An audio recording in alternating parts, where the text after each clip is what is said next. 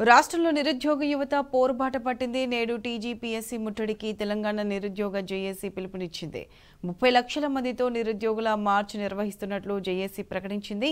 మరోవైపు నిరసనలపై సర్కార్ ఉక్కుపాదం మోపుతూ ఎక్కడికక్కడ ముందస్తు అరెస్టులు చేస్తుంది. దీంతో ప్రభుత్వం దిగొచ్చేదాకా వెనుకడుగు వేసేది లేదంటూ నిరుద్యోగులు హెచ్చరిస్తున్నారు.